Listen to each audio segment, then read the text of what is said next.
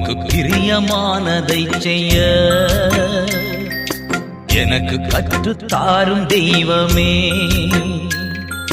நீரே என் தேவன், நல்ல பரிசுத்த ஆவியானவர் செம்மையான வழியிலே நடத்த வேண்டுமே, செம்மையான வழியிலே நடத்த வேண்டுமே. மேக ஸ்தம்பமே, அக்கினி ஸ்தம்பமே, தேற்றும் தெய்வமே, துணையாளரே.